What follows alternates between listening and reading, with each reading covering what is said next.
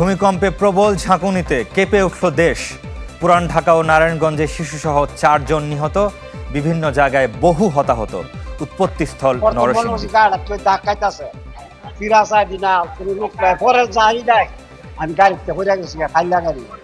দেখলাম যে সাথে উপর থেকে একটা দেয়ালের মতো, চড়া দেয়ালের মতো পড়লো, পরে পথচারী 2 জন ছিল, তার একজনের একদম মাথার উপরে এই জায়গায় পড়ে গেল, পরে সাথে সাথে রক্তাক্ত অবস্থায় 2 জনের ক্ষতি অন দ্য স্পটে। ভূমিকম্পে প্রবল ঝাঁকুনিতে কেঁপে উঠল দেশ। সকাল 10:38 এই ভূমিকম্প অনুভূত হয়। আবহাওয়া অফিস জানিয়েছে ভূমিকম্পের মাত্রা ছিল 5.7 আর উৎপত্তিস্থল নরসিংদীর মাধবদী। ভূমিকম্পে বংশালের কসাইতলিতে একটি 5 তলা ভবনের রেলিং ভেঙে শিশুসহ 3 পথচারী নিহত হয়েছেন। নারায়ণগঞ্জের রূপগঞ্জে দেয়াল ধসে 1 জন মারা গেছেন। এছাড়া ঢাকা বিশ্ববিদ্যালয়ে আতঙ্কিত হয়ে হাজী মহসিন হল ও মুক্তিযুদ্ধ জিয়াউর রহমান হলের 3 ও 4 তলা থেকে লাফ দিয়ে বেশ কয়েকজন শিক্ষার্থী আহত হয়েছেন।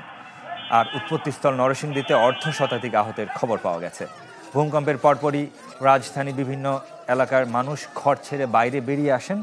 রাজধানীর মিরপুর, বাড্ডা, নিউ মার্কেট সহ বিভিন্ন এলাকায় ভবন হেলে পড়ার খবর পাওয়া গেছে। ফাটল দেখা দিয়েছে হযরত শাহজালাল আন্তর্জাতিক বিমানবন্দরের বহির্গমন ভবনে।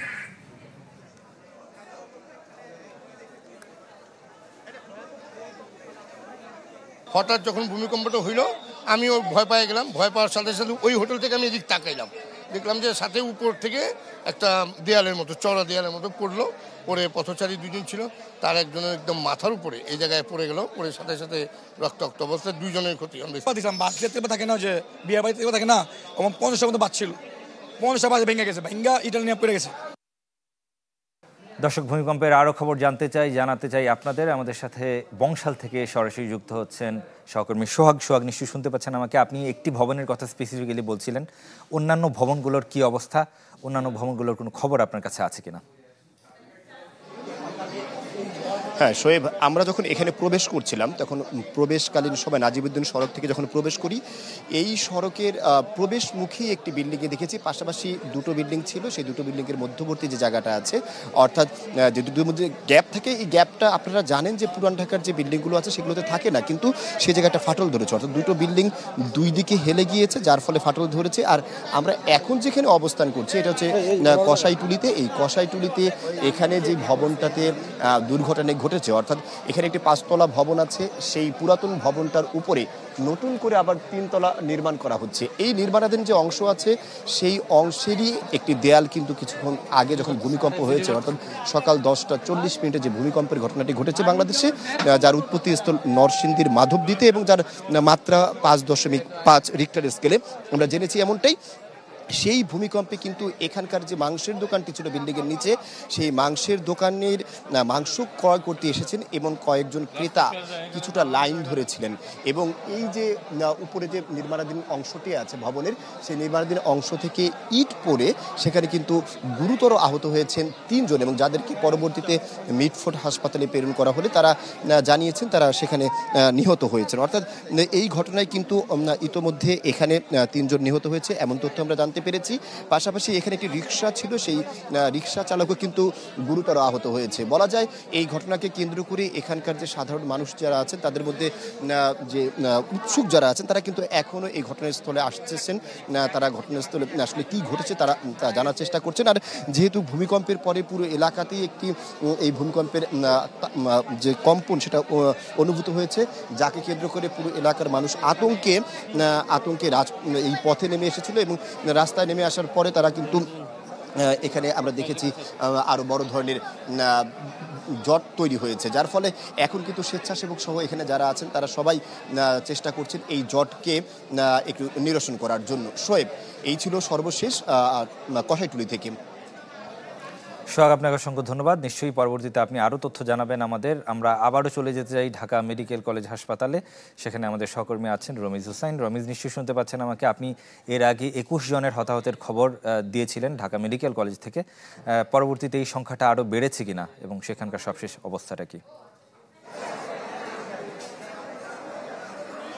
শোয়েব, এখন কিন্তু 25 জনের তথ্য আমি আপনার মাধ্যমে দর্শকদের জানাচ্ছি। সেখানে 25 জন, এবং নরসিংদী থেকে আসলে যেখানকার উৎপত্তিস্থল সেখান থেকে কিন্তু 3 জনকে এখানে আনা হয়েছে, যাদের মধ্যে একজন শিশু ছিল এবং দুইজন 40 বা 45 বছর বয়স্ক ছিল। তবে আমরা এখান থেকে যতটুকু আমরা কিন্তু সেই শিশুটিকে একদম অচেতন অবস্থায় দেখেছি এবং তাকে জরুরি বিভাগের ভেতরে নিয়ে যাওয়া হয়েছে এবং আরও যেই দুইজন বয়স্ক ব্যক্তি তাদেরকেও কিন্তু ভেতরে নিয়ে যাওয়া হচ্ছে। তবে ধারণা করা হচ্ছে হয়তো যে শিশুটি নরসিংদী থেকে আনা হয়েছে তাকে হয়তো মৃত অবস্থায় এখানে আনা হয়েছে, যদিও এখন পর্যন্ত চিকিৎসকরা আমাদের আনুষ্ঠানিকভাবে কিছু জানায়নি। তবে আমাদের অপেক্ষা করতে হবে সেই বিষয়টি আসলে জানার জন্য। তবে সময় যত গড়াচ্ছে আমরা কিন্তু দেখছি যে এখানে রোগীদের সংখ্যা কিন্তু বেশ বাড়ছে। আমি যদি আরেকজনকে দেখা, একজন নারীকে কিন্তু আপনি দেখছেন তার মাথায় কিন্তু ব্যান্ডেজ রয়েছে এবং রক্ত দেখতে পাওয়া যাচ্ছে। এই ধরনের রোগীর কিন্তু যত বেলা গড়াচ্ছে তত কিন্তু এই ধরনের রোগীর সংখ্যা এই ঢাকা মেডিকেলে বাড়ছে। এবং আমি কিছুক্ষণ আগে আপনাকে বলছিলাম নরসিংদী থেকে 3 জনকে কিন্তু অ্যাম্বুলেন্সে আনা হয়েছে এবং সেই অ্যাম্বুলেন্সে যারা ছিল তারা কিন্তু আমাদের জানিয়েছে যে আরও বেশ কয়েকজন কিন্তু এরকম আশঙ্কাজনক অবস্থায় রয়েছে। কারণ যেহেতু নরসিংদীতেই এই যে 5.7 মাত্রার ভূমিকম্প হয়েছে সেটির উৎপত্তিস্থল ছিল, ধারণা করা হচ্ছে হয়তো সেখানে এই যে আহতর সংখ্যা হয়তো আরও বেশি থাকতে পারে, যেহেতু সেটি ঢাকা থেকে বেশ কিছুটা দূরে। সেখানে তারা সেই সরকারি হাসপাতাল এবং বেসরকারি হাসপাতালগুলোতে ভর্তি হয়েছে এবং যখন তাদের অবস্থা কিছুটা ক্রিটিক্যাল হচ্ছে অর্থাৎ তখন কিন্তু তাদেরকে এই ঢাকা মেডিকেল বা এই সোহরাওয়ার্দী মেডিকেলে তাদেরকে পাঠানো হচ্ছে। দর্শক, এই যে একজন নারীকে দেখা যাচ্ছে তাকে কিন্তু তিনিও কিন্তু মাথায় আঘাতপ্রাপ্ত হয়েছেন এবং তাকে জরুরি বিভাগের ভেতরে নিয়ে যাওয়া হচ্ছে। এরকম বেশ কিছু রোগী কিন্তু নতুন করে এখানে আসছে এবং যাদের অনেকেই নরসিংদী এবং নারায়ণগঞ্জ এবং ঢাকার বিভিন্ন প্রান্ত থেকে তারা এখানে আসেন। এখানে কিছুক্ষণ আগে ঢাকা মেডিকেলে যিনি আবাসিক চিকিৎসক তার সাথে আমার কথা হয়েছিল, তিনি বলছেন যে এই ধরনের দুর্যোগে আশেপাশে যারা থাকেন এবং তাদের অনেকেরই কিন্তু ছুটি যেটা ছিল তারা কিন্তু ছুটি বাতিল করা হয়েছে এবং তাদেরকে কিন্তু যত দ্রুত সম্ভব এই হাসপাতালে তাদেরকে আসতে বলা হয়েছে এবং আশেপাশে যে সমস্ত চিকিৎসকরা থাকে তাদেরকে কিন্তু জরুরি বিভাগে এখানে স্থানান্তর করা হয়েছে। তো মূলত তারা কিন্তু প্রস্তুত রয়েছেন যে যত সংখ্যক আসলে রোগী এখানে আসুক তারা কিন্তু তাদেরকে পর্যাপ্ত সেবা দিতে বদ্ধপরিকর এবং সেই ধরনের চেষ্টায় তারা চালিয়ে যাচ্ছে। তবে এখন কিন্তু সবশেষ তথ্য যদি শোয়েব আপনাকে বলি, 25 জন এখানে ভর্তি হয়েছে এবং সময় যত গড়াচ্ছে আমরা কিন্তু দেখতে পাচ্ছি যে রোগীর সংখ্যা কিন্তু এই ঢাকা মেডিকেলে বাড়ছে। শোয়েব, রমিজ, নিশ্চয়ই আপনি আমাদের সাথেই থাকবেন। আমরা আবার যেতে চাই মিটফোর্ড হাসপাতালে, সেখানে আছেন আদ্দিন সজীব, আমাদের আরেক সহকর্মী। সজীব, আমরা যেটা জানছিলাম যে শিক্ষার্থীর মৃত্যুর খবর আপনি জানাচ্ছিলেন এবং তার মায়ের অবস্থা গুরুতর সেটিও বলছিলেন। তার মায়ের সবশেষ কোনো আপডেট আছে কিনা থাকলে জানাবেন আমাদের।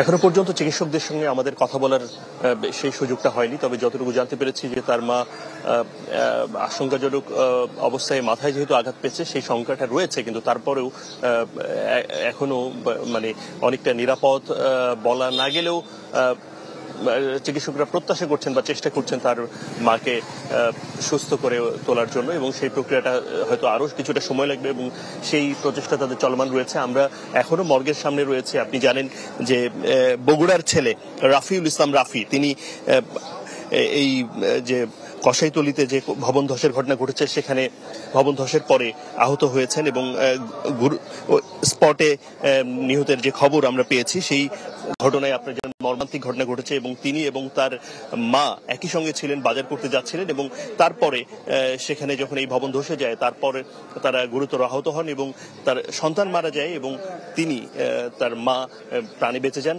এবং আপনি জানেন যে এখানে শিক্ষার্থীরা আছেন, তিনি স্যার সলিমুল্লাহ মেডিকেল কলেজের শিক্ষার্থী ছিলেন এবং তার সহপাঠীরা, তার ব্যাচমেটরা 52 ব্যাচের শিক্ষার্থী ছিলেন রাফিউল ইসলাম রাফি এবং দ্বিতীয় বর্ষের। তারা প্রত্যাশা করছিলেন, তাদের আশা ছিল আর কিছুদিন পরেই ফাইনাল এক্সাম ছিল।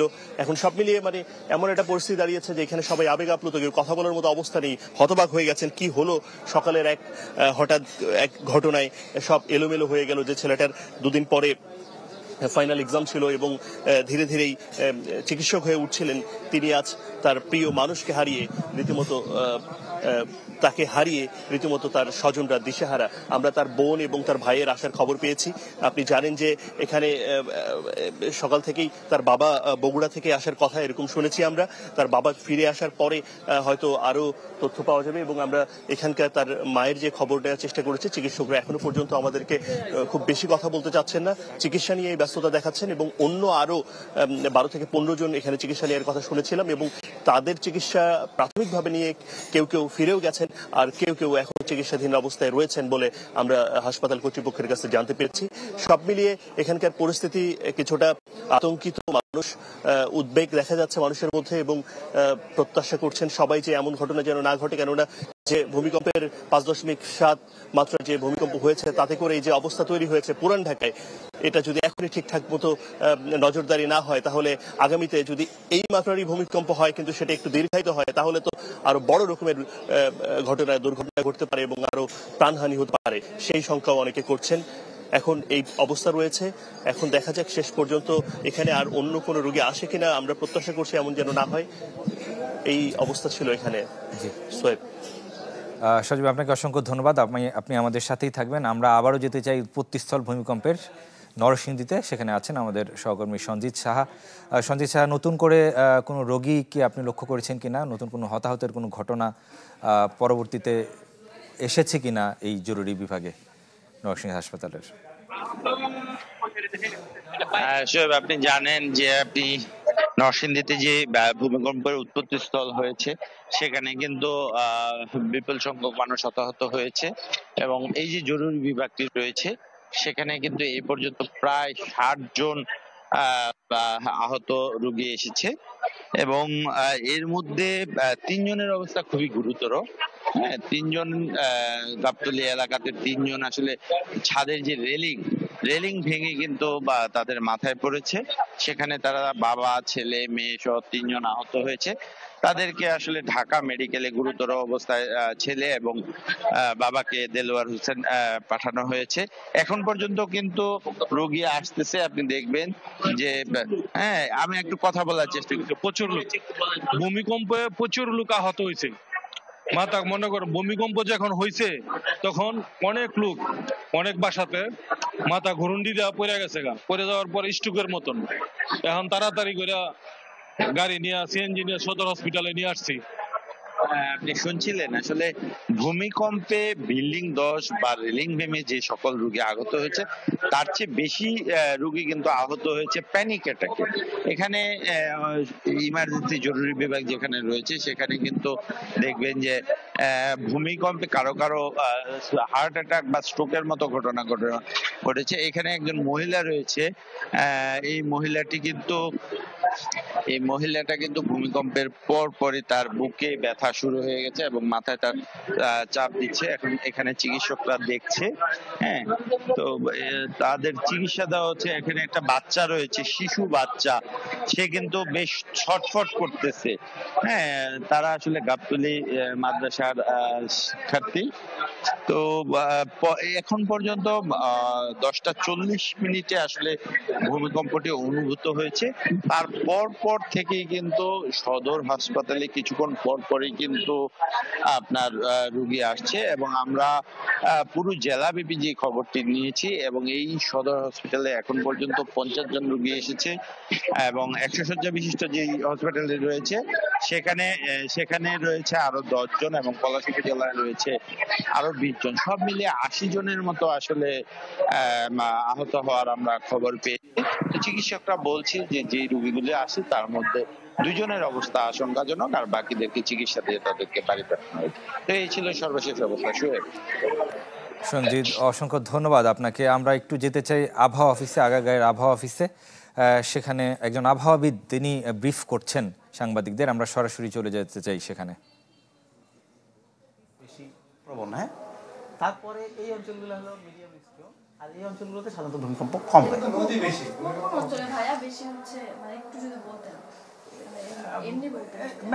ম্যাপ অনুযায়ী এটা আমাকে সিলেট, ময়মনসিংহ, রংপুর, হ্যাঁ, এই তারপরে এইদিকে আপনার কি খাগড়াছড়ি, এই রিজিয়নগুলোতে সাধারণত ভূমিকম্প আমাদের রিস্ক জোন বলা হয়। হ্যাঁ, মিডিয়াম রিস্ক হলো সেন্ট্রাল পার্ট অফ বাংলাদেশ, আপনি এদিকে রংপুরের অঞ্চল, রাজশাহী, ঢাকা, কুমিল্লা, চিটাগং, তারপরে কক্সবাজার, এই অঞ্চলগুলো হয় মিডিয়াম। আর আপনার এদিকে খুলনা, বরিশাল, তারপরে এইদিকে কি পড়ে চুয়াডাঙ্গা, সাতক্ষীরা, এই অঞ্চলগুলোতে তুলনামূলকভাবে না Feni medium risk zone. Yes.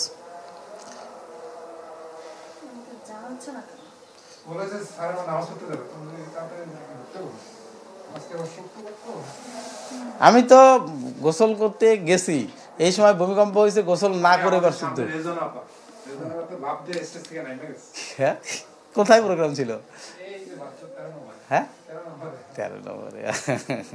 আমার বাসায় আমার মিসেস, আমার বাচ্চা সব নিয়ে আমাদের সাইডে দৌড়ায়। আমি আর কি করবো, আমি বললাম তোমরা যাও, আমি প্যান্ট শার্ট পরে অফিস যাই। কারণ আমি জানি যে আমার কোনো আজকে সময় নেই, আমি 1 মিনিটও সময় পাবো না। আমি অফিস থেকে, আমার বাসা মণিপুরি পাড়ায়, আমি ওই বাসা থেকে অফিস আসা পর্যন্ত আসতেই আমি যে মনে হয় ফোন পাইছি ভাই 50টা।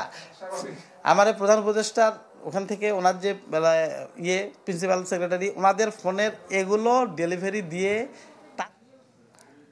দর্শক, ভূমিকম্প নিয়ে কথা বলছিলেন একজন আবহাওয়াবিদ। আমরা ইতিমধ্যেই জানতে পেরেছি যে যেই 3 জন গুরুতর আহত হয়ে নরসিংদী থেকে ঢাকা মেডিকেলে ভর্তি হয়েছেন, এই 3 জনের মধ্যে একজনের অবস্থা কিন্তু আশঙ্কাজনক। যে শিশুটি রয়েছে তার মাথার স্কাল খুলে কিন্তু মগজ বের হয়ে গেছে, এই ধরনের তথ্য আমরা পেয়েছি। আমরা চলে যেতে চাই আরও একবার শাহজালাল আন্তর্জাতিক বিমানবন্দরে। সেখানে আমাদের সহকর্মী আছেন শফিকুল ইসলাম সবুজ।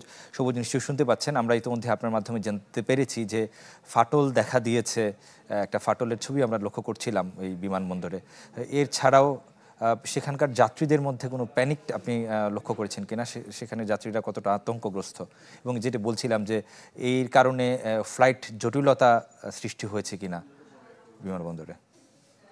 ফ্লাইটের জটিলতা কিন্তু এখন পর্যন্ত সৃষ্টি হয়নি, বা এই বিষয়ে সিভিল এভিয়েশন কিংবা বিমান পরিচালনা কর্তৃপক্ষের পক্ষ থেকে কোনো তথ্য জানানো হয়নি। এবং এখানে যে বোর্ড রয়েছে সেই বোর্ডেও কিন্তু যে নির্ধারিত সময় যে ফ্লাইটগুলো ছেড়ে যাওয়ার কথা ছিল সেই নির্ধারিত সময় ছেড়ে গেছে।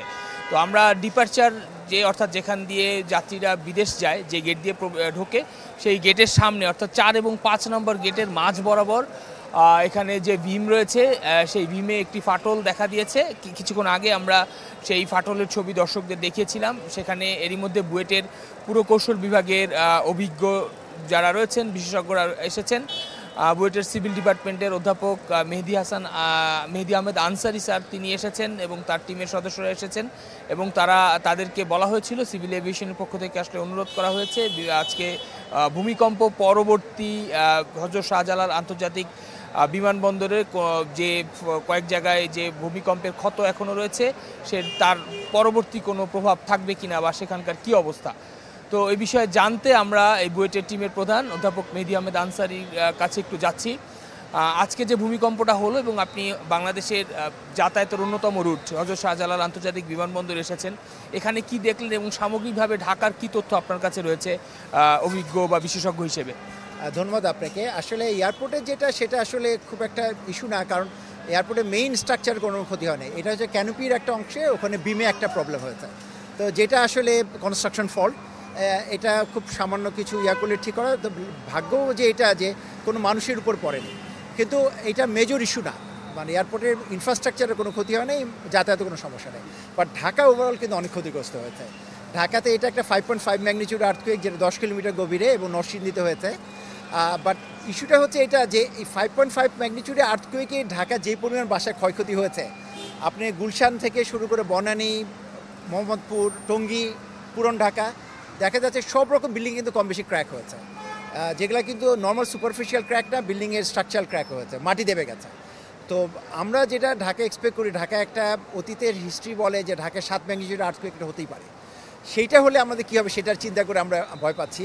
কারণ 5.5 ম্যাগনিটিউড আর্থকুয়েকে ঢাকা থেকে 70 কিলোমিটার দূরে, নরসিংদী রাফলি 60-70 কিলোমিটার দূরে, এই আর্থকুয়েকে দেখা যাচ্ছে যে ঢাকার অনেক মানে হাইরাইজ বিল্ডিং, আমরা যদি বলি 7-8 তলা হাইরাইজ, ঠিক মিড রাইজ বিল্ডিংয়ে দেখা যাচ্ছে টপ ফ্লোরে ক্র্যাক হচ্ছে, কোথাও মাটি দেবে গেছে, কোথাও ওয়াল ভেঙে গেছে, আরও হয়তো ক্ষয়ক্ষতি আছে, আমরা সব তথ্য তো পাইনি।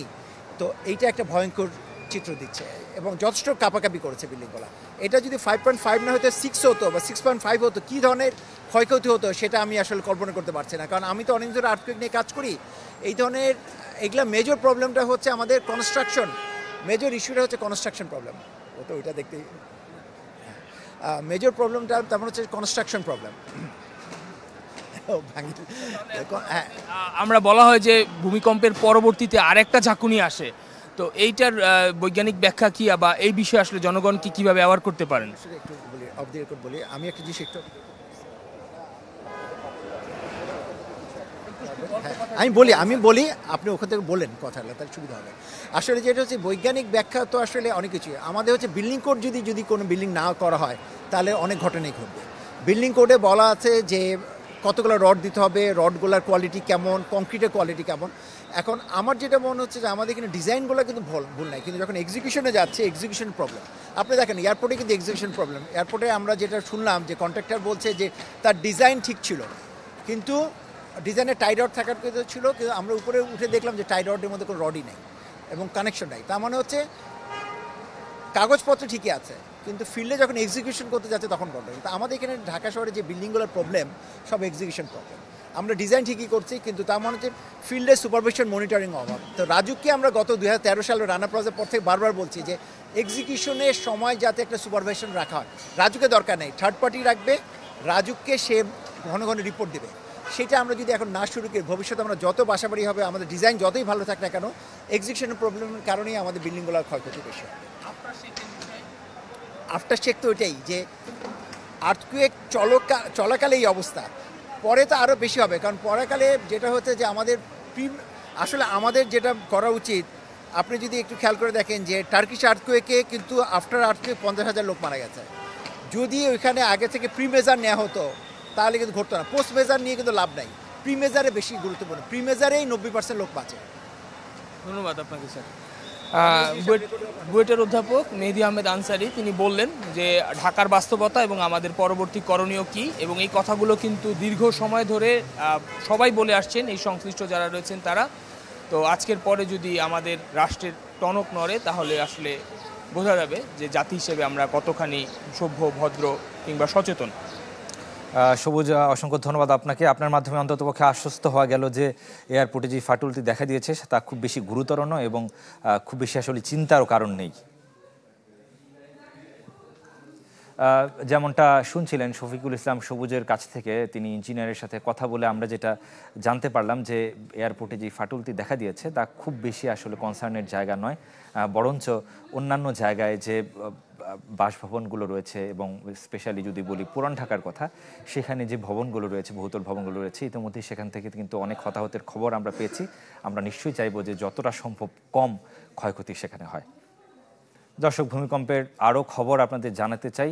এই মুহূর্তে বংশাল থেকে আমাদের সাথে সরাসরি যুক্ত হচ্ছেন সোহাগ। আপনাকে এর আগে আমরা যেমনটা জানতে পেরেছিলাম, আপনি বেশ কয়েকটি ভবনের কথা বলছিলেন, পরবর্তীতে এর সাথে আপনি নতুন কোনো তথ্য যোগ করতে পেরেছেন কিনা? অন্যান্য আরও বেশি হতাহত খবর আপনার কাছে আছে কিনা? শোয়েব, আমরা এখানে থাকা অবস্থায় যেহেতু জানতে পেরেছি, এই পাশেই যে মিটফোর্ড হাসপাতাল আছে, সেই হাসপাতালে ইতিমধ্যে এখানে যারা আহত হয়েছিলেন ভূমিকম্পের ঘটনায়, অর্থাৎ যেই পার্শ্ববর্তী যে আমার পাশে যে বিল্ডিংটি আছে সেই বিল্ডিংয়ের ছাদ থেকে, অর্থাৎ তাদের যে নতুন করে যে একটা কাঠামো তারা গড়ে তুলছে এই বিল্ডিংয়ে, সেই কাঠামের ইট পড়ে এখানে কিন্তু 3 জন মানুষ নিহতের ঘটনা ঘটেছে। যদিও তারা স্পট ডেড না, তবে এখানে যেহেতু একটি মাংসের দোকান আছে, সেই মাংসের দোকানে মাংস কেনার জন্য কিছু ক্রেতা লাইন ধরেছিলেন এবং সেই লাইন যে ছিল, সেই লাইনে থাকা অবস্থায় কিন্তু আমরা দেখেছি এই তাদের উপরে উপর থেকে যে ইটগুলো আছে সেই ইটগুলো ধসে পড়েছে। আমরা একজন প্রত্যক্ষদর্শী, অর্থাৎ যিনি ওই মাংসের দোকানে তখন মাংস কিনছিলেন, কিন্তু তিনি অশেষ কৃপায় তিনি তখন বেঁচে গিয়েছিলেন এবং আহত হননি। তার সাথে আমরা কথা বলার চেষ্টা করবো। আপনি আসলে ঘটনার সময় কোথায় ছিলেন, কি দেখেছিলেন একটু বলবেন আমাদেরকে? যে যখন ভূমিকম্প হয় তখন আমরা এখানে ভূমিকম্পের আগে এখানে আমরা সিরিয়াল দিয়েছিলাম গোস্তের জন্য সিরিয়াল দিলাম। তখন যখন ভূমিকম্পটা অনুভূত হয় তখন আমরা উপর থেকে একটা রেলিং ভেঙে এসে একটা বাচ্চার 4-5 জনের উপর পড়ে, কিন্তু বাচ্চারা এখানে মারা যায়। বাচ্চারা মারা যাওয়ার পরে আমরা দৌড় দিই, আমাদের জীবনে আমরা দৌড় দিই, কারণ আল্লাহর ভাগ্যিস আমরা বেঁচে গেছি, আমাদের উপর কিছু হয় নাই। কিন্তু আমরা কাছাকাছি ছিলাম, তার কাছাকাছি আমরা ছিলাম, আমি 5-7 জনের পিছু ছিলাম। তখন আমার ক্ষতি হয় না, আমি দৌড় দিয়ে পালাইছি, কিন্তু দেখি কি একজন এখানে মারা গেছে। আর পরে আমি যখন এখানে আসছি, আইসা দেখি যে বলো যে পরে হসপিটালে 2 জন মারা গেছে, মোট 3 জন মারা গেছে। ধন্যবাদ আপনাকে। দর্শক যেমনটা শুনছিলেন, প্রত্যক্ষদর্শী অর্থাৎ যিনি এই মাংসের দোকানে মাংস ক্রয় করার জন্য তখন উপস্থিত ছিলেন এবং তার যে লাইনটি ছিল সেই লাইনে তিনি পেছনে ছিলেন, যার ফলে আসলে তিনি বেঁচে গিয়েছেন, এমনটাই তিনি কিন্তু আমাদের কাছে দাবি করছেন। অর্থাৎ এই যে মাংসের দোকানটি আছে, এটা যেই ভবনটির নিচতলায় এই মাংসের দোকানটি আছে, সেই ভবনটি মূলত পুরাতন কাঠামোতে সেটা একটি 5 তলা ভবন ছিল। সেই 5 তলা ভবনের একদম উপরে আরও পুরো নতুন করে 3টি ফ্লোর তারা নির্মাণ করছে এবং সেখানেই কিন্তু আমরা দেখেছি যে ইটের কাঠামোটি অর্থাৎ যে দেয়ালটি দেওয়া হয়েছে, তারা বলছে যেটাকে রেলিং, এই 3 ফুট উঁচু যে রেলিংটি আছে সেই রেলিংটি ধসে পড়ে ভূমিকম্পের কারণে। যে ভূমিকম্পটি আজ সকাল 10টা 40 মিনিটে বাংলাদেশেই যার কেন্দ্রস্থল, ঢাকার পার্শ্ববর্তী নরসিংদী জেলার মাধবদী থানাতে যার কেন্দ্রস্থল বলে আমরা ইতিমধ্যে জানতে পেরেছি ইউএস মাধ্যমে। অর্থাৎ আমেরিকান ভূমিতত্ত্ব জরিপ যে সংস্থাটি আছে সেই সংস্থা জানিয়েছে এবং তার মাত্রা সম্বন্ধে আমরা যা জানতে পেরেছি 5.5 মাত্রার এই ভূমিকম্প। খুবই অতি সম্প্রতি ঢাকার এত কাছে ভূমিকম্পের কেন্দ্রস্থল আছে বলে এখনো পর্যন্ত আমাদের জানা নেই, তবে আমরা একটু গুরুতর বিস্তারিত জেনে আপনাদেরকে আসলে জানাতে পারবো। তবে ঢাকার পাশে যেহেতু পুরান ঢাকাকে কেন্দ্র করে আমাদের সবসময় একটি আতঙ্কের জায়গা থাকে, কারণ পুরান ঢাকার এই জায়গাগুলোতে যে বিল্ডিংগুলো থাকে সেই বিল্ডিংগুলো একটি বিল্ডিংয়ের সাথে আরেকটি বিল্ডিং একদম খুব পাশাপাশি থাকে এবং দুটো বিল্ডিংয়ের মাঝে সাধারণত কোনো গ্যাপ বা ফাঁকা জায়গা থাকে না, যার ফলে দেখা যায় যে এখানে যদি বিল্ডিংগুলোর ফাটল ধরে অর্থাৎ ঝাঁকুনি লাগে, যেটা সাধারণ মানুষের মধ্যে অন্যান্য জায়গার তুলনায় বেশি আতঙ্ক সৃষ্টি করে। তবে এখানে যেহেতু একদম খুব বড় ধরনের বা বহুতল কোনো ভবন নেই, শুধুমাত্র কিছু আবাসিক ভবন রয়েছে এবং আবাসিক ভবনগুলো অধিকাংশই অনেক পুরাতন ভবন। এই পুরাতন ভবনগুলো হওয়ার কারণে আসলে এই সমস্ত ভবনগুলোর টেম্পার আছে কিনা এবং সেগুলো কতটা স্থায়ী এবং এই ভবনগুলো আসলে সাধারণ মানুষের জন্য কতটা ঝুঁকিপূর্ণ, এগুলো নিয়ে আসলে প্রশ্ন রয়েছে। বিভিন্ন সময় আমরাও সংবাদ কর্মীরা এই সমস্ত ভবনগুলোর যে স্থায়িত্ব এবং এখানে যে স্বাভাবিক অবস্থা, এই অবস্থা নিয়ে আমরা প্রশ্ন তুলে রিপোর্ট করেছি। অর্থাৎ এই এলাকা যে আছে, এই পুরো এলাকাকে কেন্দ্র করে সাধারণ মানুষের মধ্যে আতঙ্ক থাকে ভূমিকম্পকে কেন্দ্র করে। অর্থাৎ বলা যায় যে এখন যেহেতু জুমার টাইম, এখানে সাধারণ মানুষের বা উৎসুক জনতারও একটি ভিড় ছিল, যেহেতু এখানে প্রায় স্পটেই 4 জন আহত হয়েছেন, যারা পরবর্তীতে যাদের মধ্যে 3 জন নিহত হয়েছেন বলে আমরা জানতে পেরেছি। সর্বশেষ এই ছিল আরবান ট্রলার কসাইটুলি থেকে শোয়েব। সোহাগ, একটা বিষয় কিন্তু স্পষ্ট যে মূলত অপরিকল্পিত নগরায়নের বলেই কিন্তু হতে হচ্ছে এই সাধারণ মানুষকে। আপনাকে অসংখ্য ধন্যবাদ। নিশ্চয়ই আপনি পরবর্তীতে আমাদের সাথে আবারও যুক্ত হবেন। দর্শক, বংশাল থেকে আমাদের সাথে যুক্ত হয়েছিলেন সহকর্মী সোহাগ। দর্শক, এবার আমরা আবার আগারগাঁও যেতে চাই আবহাওয়া অফিসে। সেখানে আছেন আবহাওয়াবিদ একজন, তিনি কথা বলছেন, ব্রিফ করছেন। আমরা সরাসরি চলে যেতে চাই সেখানে। বিষয়টা মানে আপনারা বলেছেন, আসলে সাধারণত একটা বড় ভূমিকম্প হলে এরপরে সাধারণত আফটার শক হয়ে থাকে অনেকগুলো, এবং সেক্ষেত্রে অনেক সময় আফটার শক অনেকগুলো হয়ে থাকে। যেমন 2004-এ যেটাতে আমরা বলি যে সুনামি হয়েছিল, আমাদের ইন্দোনেশিয়ার সুনামি, তা আসলে তখন কিন্তু এরপরে কিন্তু অনেকগুলো হয়েছিল। তো সাধারণত একটা বড় ভূমিকম্প হলে হয়, তবে আমাদের আজকে যে 5.7 মাত্রার যে ভূমিকম্পটা হয়েছে আমাদের নরসিংদীর মাধবদীতে, এরপরে এখনও পর্যন্ত আমরা আসলে কোনো প্রকার ভূমিকম্প আসলে এখনও পর্যন্ত আমরা আমাদের এই ভূমিকম্প পর্যবেক্ষণ গবেষণা কেন্দ্র থেকে আমরা আসলে এখনও পাইনি। তো তবে হ্যাঁ, যে বিষয়টা সেটা যেটা বলছিলেন যে বাংলাদেশ এবং বাংলাদেশের আশপাশে আসলে বিভিন্ন সময় বড় বড় ভূমিকম্প হয়েছে। এর কারণ কি? এর কারণ হলো আমাদের যে জিওলজিক্যাল লোকেশন, এই জিওলজিক্যাল লোকেশনের কারণে আমাদের হিস্ট্রিতে আগেও বড় ভূমিকম্প হয়েছে এবং ভবিষ্যতেও হওয়ার সম্ভাবনা রয়েছে। কারণ আমরা বাংলাদেশের অবস্থানটা আমরা আছি ইন্ডিয়ান প্লেটে, আমাদের উত্তরে আছে ইউরেশিয়ান প্লেট, আমাদের পূর্বে আছে মায়ানমার সাবপ্লেট, এছাড়া আমাদের ডাউকি ফল, মধুপুর ফল, এদিকে সেগাইন ফল, এইসব কারণে কিন্তু এই অঞ্চলে প্রায় ভূমিকম্প হয়। আর আজকে যে ভূমিকম্পটা হয়েছে এটা এই যাবৎকালে যে আমাদের ভূমিকম্প হয়েছে এর মধ্যে এটা মানে সর্বোচ্চ মাত্রার ভূমিকম্প ছিল।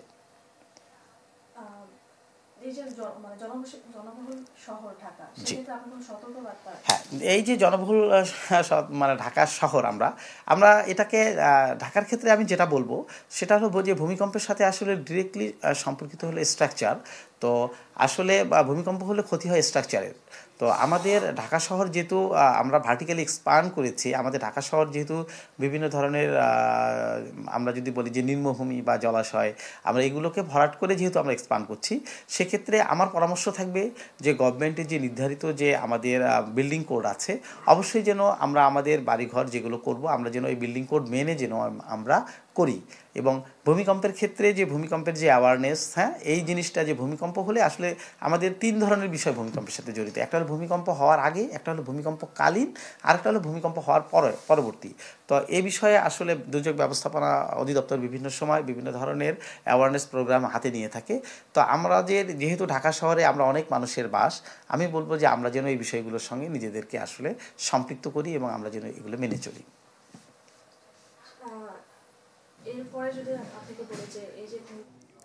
দর্শক, রাজধানীর আগারগাঁও থেকে আবহাওয়াবিদ কথা বলছিলেন ওয়ায়েদ কবির, তিনি বলছিলেন ভূমিকম্প নিয়ে। গত 5 বছরে দেশের মানুষ এমন তীব্র ভূমিকম্প অনুভব করেনি। এখনই সতর্ক হতে হবে। ভূমিকম্পের ঝুঁকি মোকাবেলায় অন্তত 3 বছরের পরিকল্পনা নিয়ে আগানো উচিত। সকালে এক অনুষ্ঠানে এসব কথা বলেন পরিবেশ, বন ও জলবায়ু পরিবর্তন উপদেষ্টা সৈয়দা রিজওয়ানা হাসান। এটা অবশ্যই আশঙ্কার কথা, আমি কোনো স্বস্তির কথা শোনাতে পারছি না। সতর্কবাণী এবং ভবিষ্যতের জন্য প্রস্তুতিটা আরও অনেক আগেই শুরু হওয়া উচিত ছিল, কিন্তু আর দেরি না করে এখনই শুরু করা, যে পুরনো বিল্ডিংগুলোকে মজবুত করার একটা প্রকৌশলগত সমাধান আছে সেদিকে যাওয়া, আর জলাশয়ে হাত না দেওয়া।